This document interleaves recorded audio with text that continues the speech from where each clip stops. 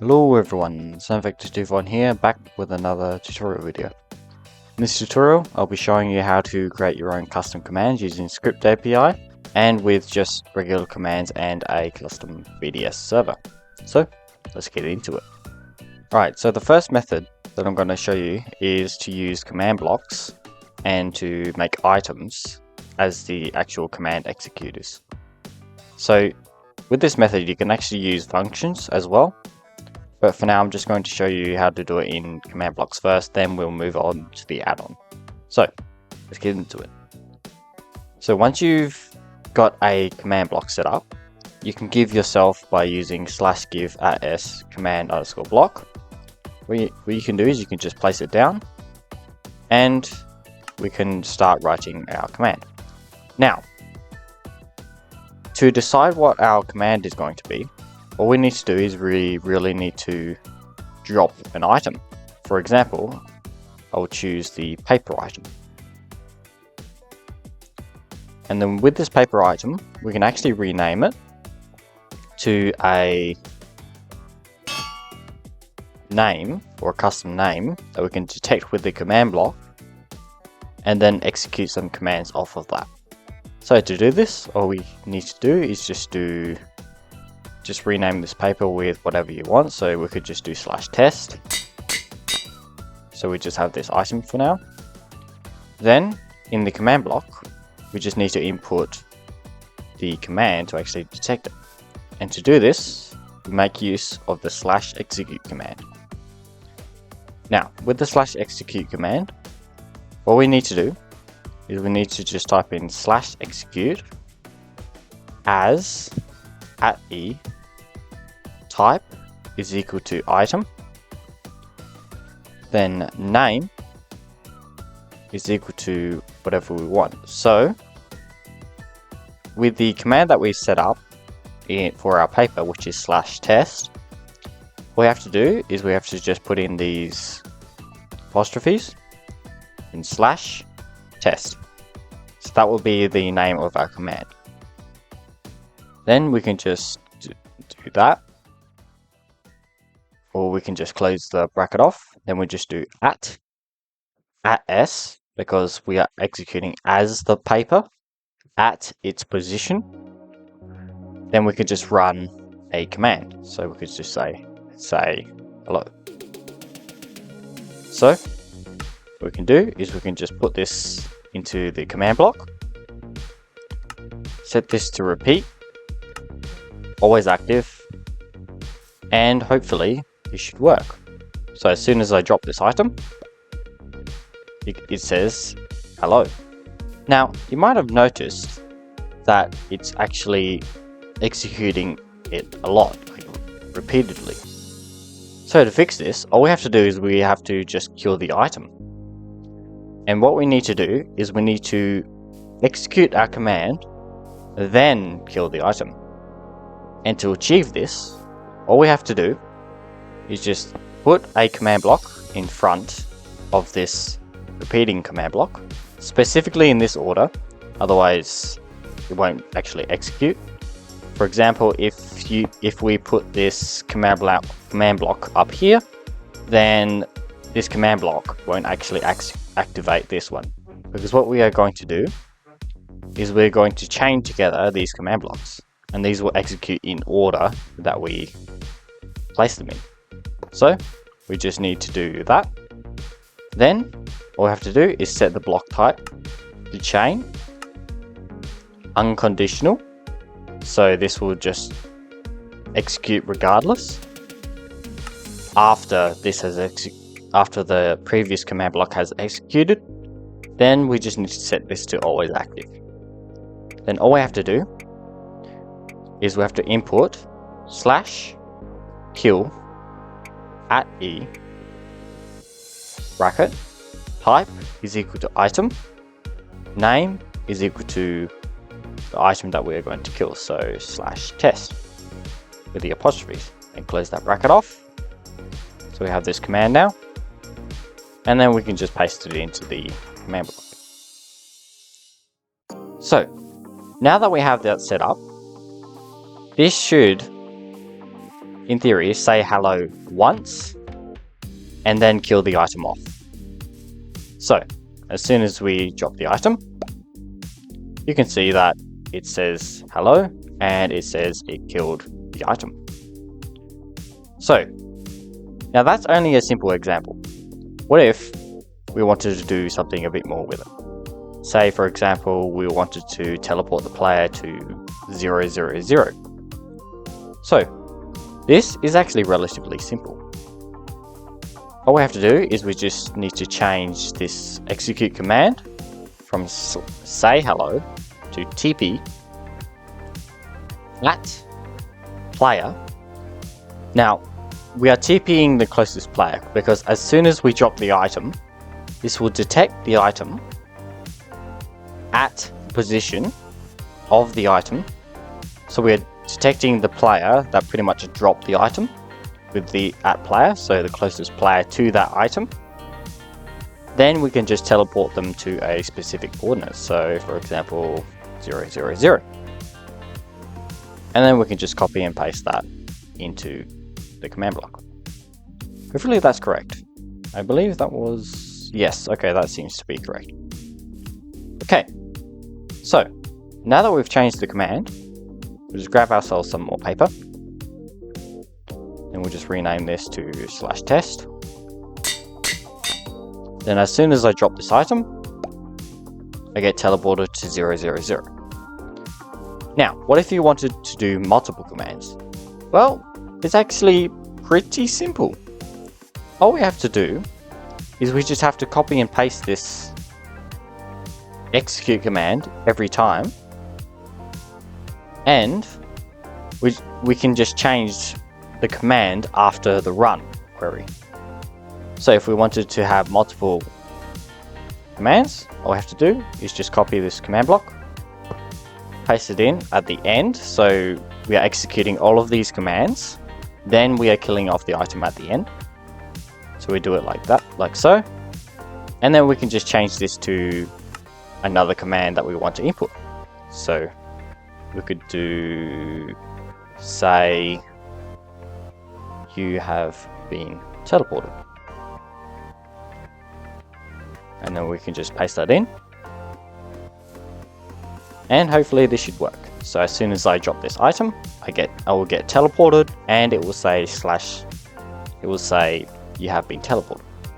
So as soon as I drop this item, you can see there that it has teleported me, and it says that I've been teleported. So this is actually pretty simple. Now let's actually move this to a function, something that will be moved into an add-on. So let's head on over to Bridge and import our commands there. So once you are in Bridge, all you have to do is just create a new function file.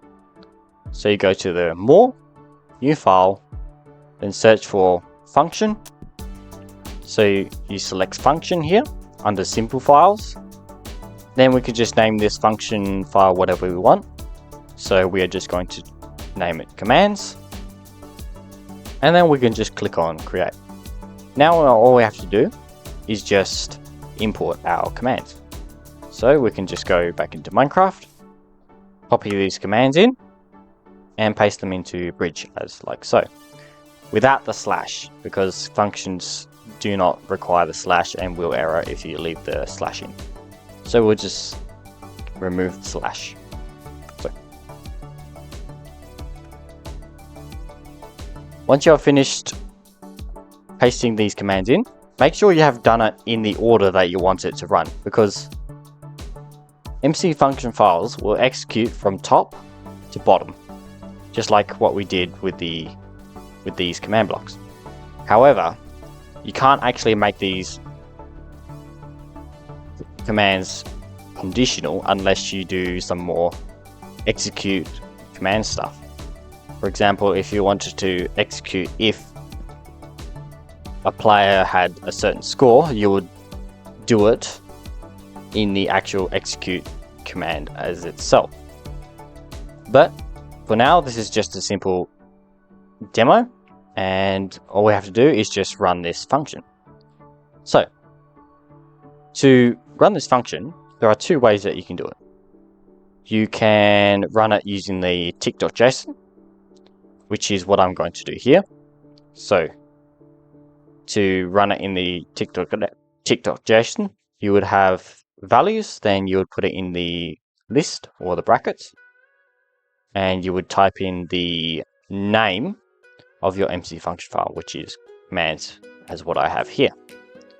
And this will run every tick, and it doesn't have to be a loaded ticking area, because this will just run with the world and you don't need to do anything extra. Or you can run the MC function file inside a command block. So /function, then you would have command. But for this tutorial, I won't be showing that, since that's already been explained in the previous tutorial. Go watch that if you want to know a little bit more about functions, but for now I'm just going to leave it as it is. So, once you have created your MC function and put in your commands, then what we can do is we just need to reload it, because we created our functions and these are new, so we have to do reload the world. Then as soon as we type in /function, we should see the commands. However, it seems that it does not come up. And the reason that might be the case is I did not import the add-on. So make sure you do that before you go screaming in the comments. So now that we have that imported, we just need to load the world. And as soon as I type in /function, we have got our function here. So now that we have the function running in our world, because we put this function in our tick.json, we can just drop this item and it should work. And as you can see, it has worked for us. Now, let's say you wanted multiple of these. All you have to do is just copy whatever you have, and then you just need to paste in, for example, a different command. So /test2, /test2, Then you could have an entirely different command in the same function file, but it will be a different command. So with that done, for this I'm just going to show you how this works, and then we'll just say you have been teleported on test 2, so we can actually see that it's working. Then save it, /reload, and then all we have to do is just rename our item to the new command that we put in, so /test2. And if we drop this, you can see that we have got our second command working. So that's pretty much how the command items or custom command with the commands are working. It's a bit of a tongue twister, but yeah, it's quite simple to follow. And for those that don't know a lot about programming and also want items that can sort of be interacted with, this is probably the best approach for it. However, there is scripting API and there are a couple of different methods, but for now, this is the most simple and basic that I know of. Let me know if you know any simpler ones. So, let's move on to chat commands using script API. And chat commands is like this. Except it's not actually working. My bad. Alright, let's move into it. So, once you're back in Bridge, what you want to do is you want to open up an add-on that has script API enabled. Then open up a JavaScript file that's going to be ran by the manifest. Now, for those of you who don't know about script API, I suggest watching the previous tutorial that I did about script API before continuing on with this tutorial. So, now that you have your main.js open up, what we want to do is we want to import the world so we can listen to the chat send events.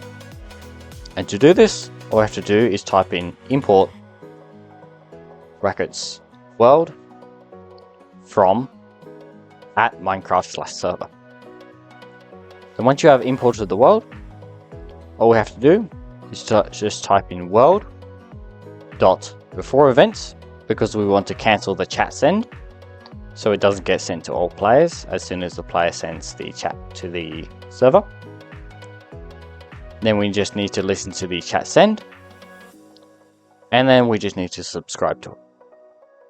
Now once you have typed this long piece of text out, all we have to do is just type in EV, then put in our callback. Next, what we want to do is we want to test the message. Now, with most commands, you actually have a prefix. So for example, with Minecraft uses / command or whatever.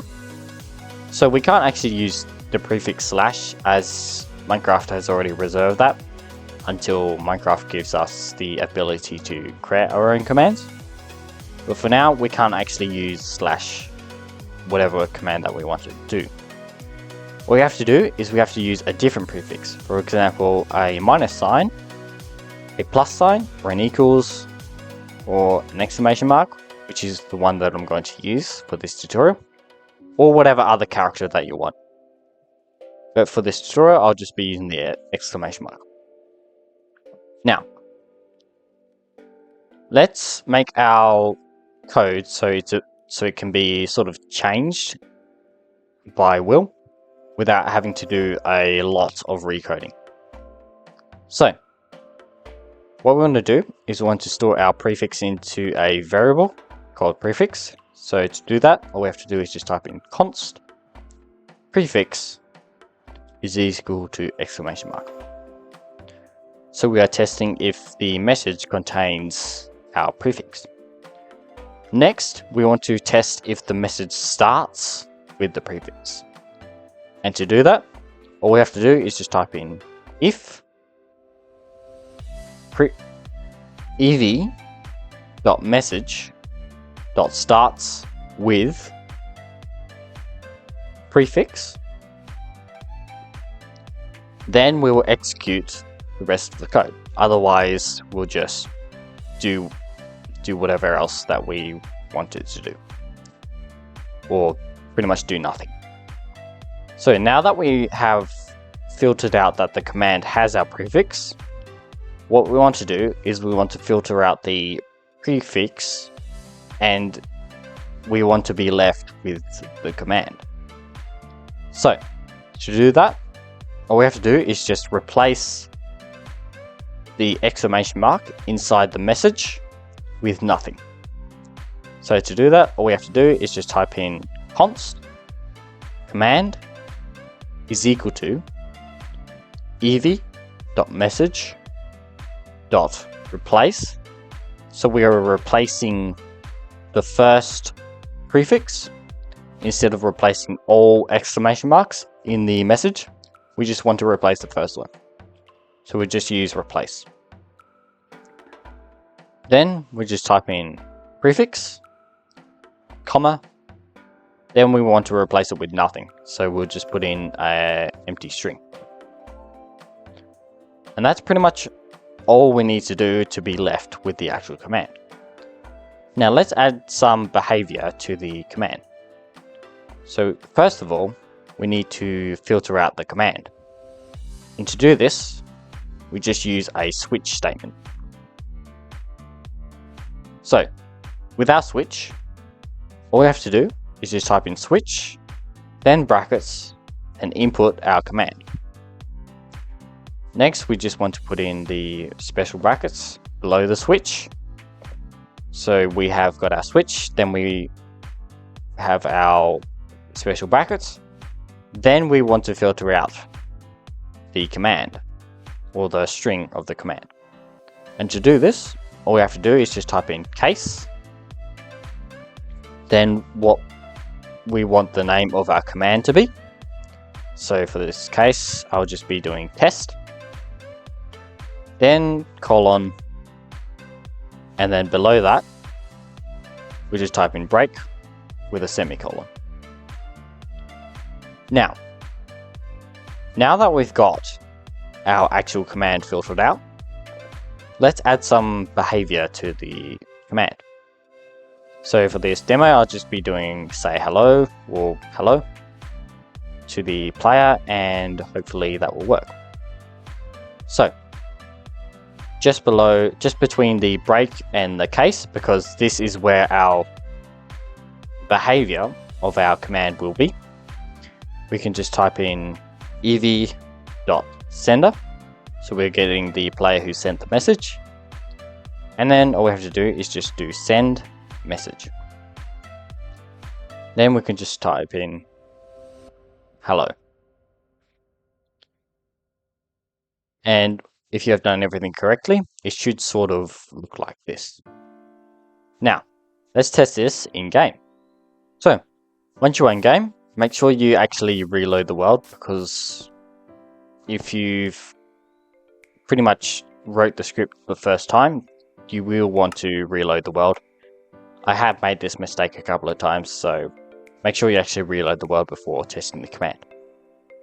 Now, once you are loaded into your world, what we can do is we can just open up chat and type in the prefix that we put, so exclamation mark, then the command that we wrote, so test. Then as soon as I press enter, it should say hello. Then I should have the chat sent to me, because our event is being executed before our chat message is sent. So hopefully that does make sense. Now, what if you wanted to cancel the chat command? Well, there are two ways to go about this. The first way is you can just cancel the event.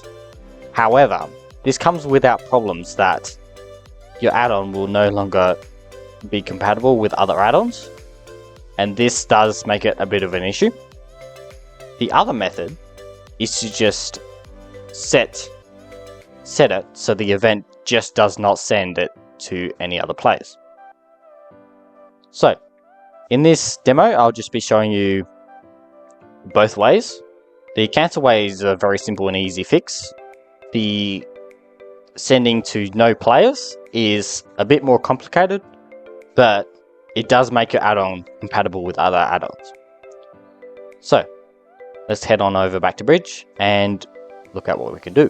So, once you are in Bridge, what you want to do is between the if statement and the const command, what we want to do is we want to stop the message from being sent to all players. And to achieve this, with the first method that I'm going to show you, which won't make your add-on compatible with other add-ons, you can do ev.cancel is equal to true. And that's pretty much all you need to do to cancel the event. Keep in mind that this won't actually make your add-on compatible with other ones, because if your add-on is on a higher hierarchy above another add-on that also depends on the chat send, the add-on that's below this one won't actually receive this event because the first add-on cancelled it. So this does come with that problem. However, if we go back in game and type in /reload, then if we try and do our command again, we can see that we have got a response, but no message. And our add-on is pretty much working correctly. So, with that being said, I will show you the second method, which makes your add-on compatible with others. So with the second method, all we have to do is just remove the cancel that we just did. And what we can do is we can do ev.send to targets is equal to true. So we are making it so it would send to a specified amount of targets that we actually tell it to send to. Then the Second thing that we need to do is we need to do ev.set_targets, which is actually a function. So we just put in there. Then all we have to do is just type in the square brackets. And that's pretty much all we have to do. And this will make your add-on compatible with other add-ons that are below your add-on. So let's test this in game.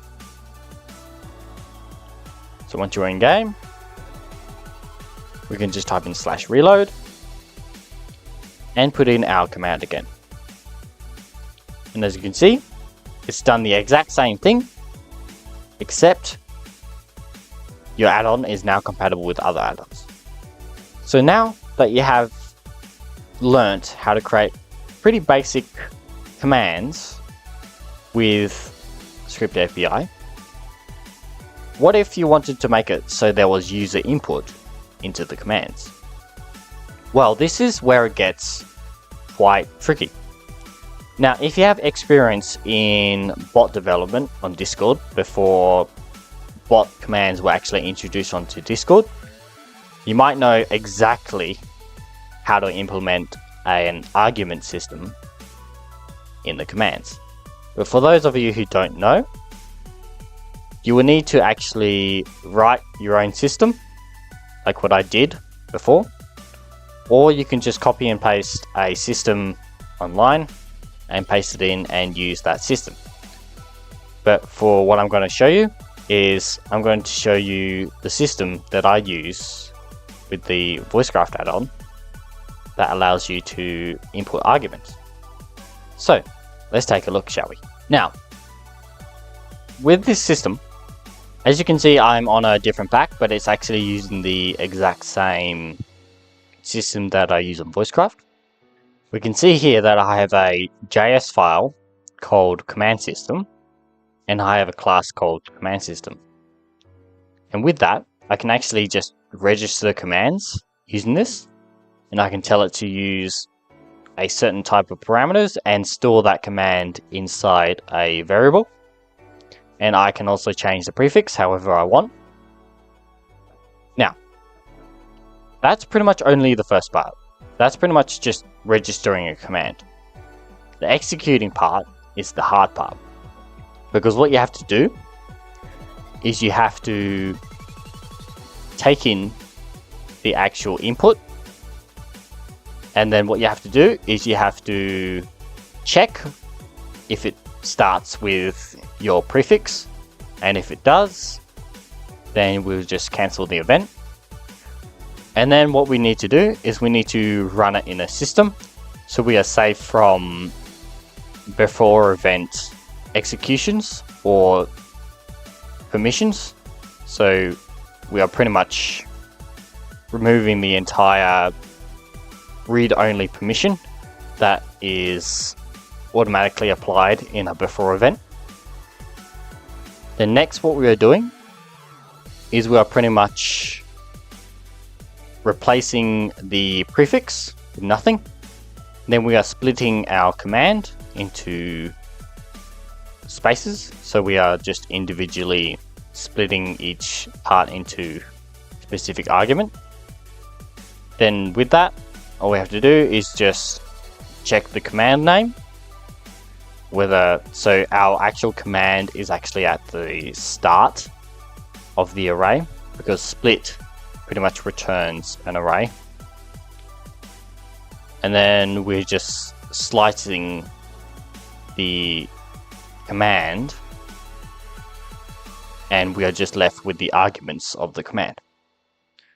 Now, once we have pretty much done all that, which seems a bit daunting, but it's quite simple when you understand it a bit more and when you go through this, you can see here that we are getting our command that we have stored up here. Then we just do a couple of checks whether the person that's executing it is operator and whether the command requires operator. Then what we are doing is we're just putting our typed args. So this typed arg will actually contain numbers, strings, and things that we've actually defined in the command. then we're just applying our source. So the source is the actual player that ran the command. So we're just putting that into our typed args, because if you want your command to use the actual source, then the command that requires that source can actually use it. Which sounds like a lot, but it's not a lot. It's quite simple. Next, we just loop over each parameter or argument through here, and then all we have to do is just convert each and every single parameter and have some error handling like so. And then once we are done, we just have to do a callback to the command, and then it'll just run the function. And as you can see here, we are using the world.forEvents.chatSend like before, except we are just passing it into our command system, like so. Now, if we were to take a look at the commands, we can see here that I'm actually registering a transfer command, and we're doing a bunch of stuff, which is our behavior of the command, which is our callback. And as you can see here, I'm actually defining the arguments of the command. So let's take a look in Minecraft and see what this actually does. So I've actually just loaded up a world with the add-on that I've just showed you, and we'll see how this actual command works. So if we type in exclamation mark and then we just type in some random stuff, we can see here that the command system has taken that and has seen that there is no command of that type.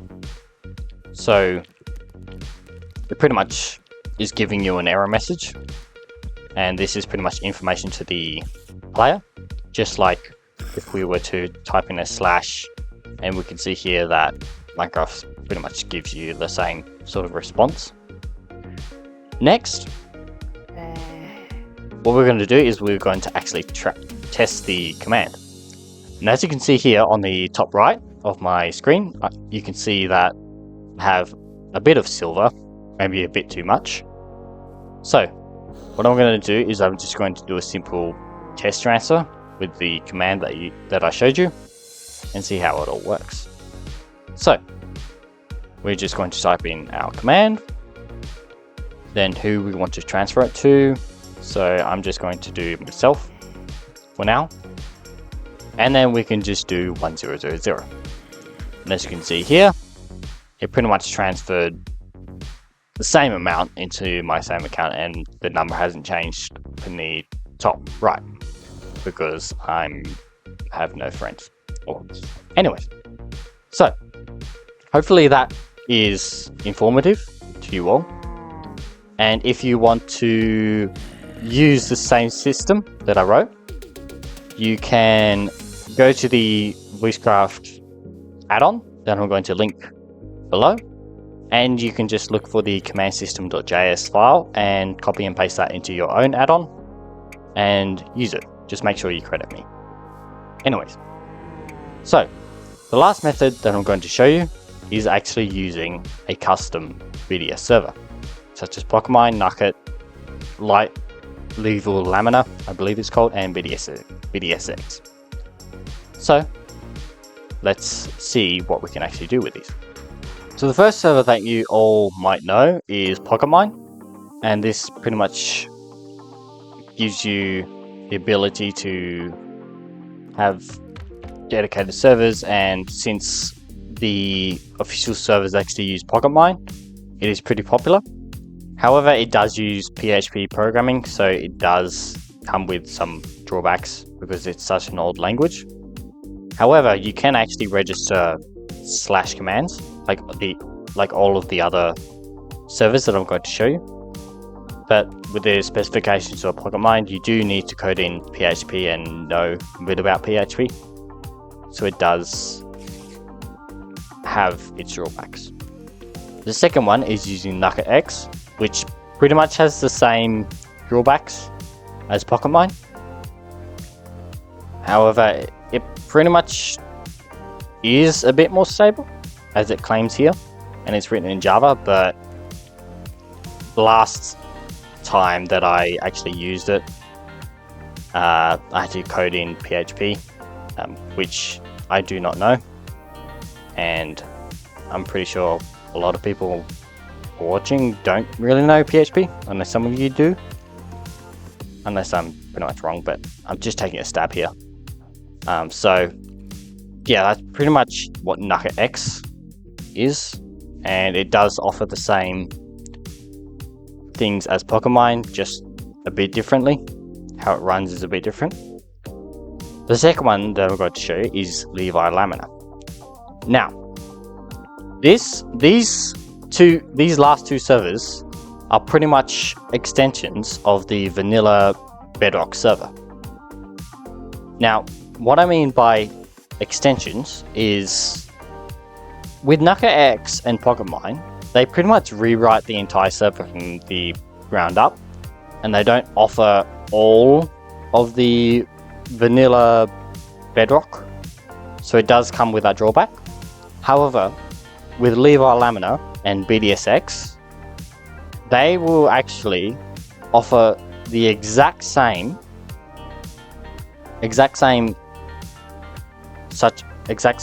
things as what you get from a regular Bedrock server. So loading add-ons and all of that kind of stuff. Plus the ability to actually modify using plugins. Now with LeviLamina, you can code in C++, JavaScript, Lua, Python, and C# for your plugins. So you have a wide variety of languages that you can use. Keep in mind, I'm not doing any sponsorships or anything. It's just LeviLamina and BDSX are just such good servers that I've used them for a long time. So with LeviLamina, you can actually sort of do that. With BDSX, it's a bit more restricted, but you code in JavaScript. And I've used BDSX for quite a while, and it's actually pretty stable and pretty good, even if there are some things that do drawback. However, it does have like automatic add-on loading and all of that kind of stuff.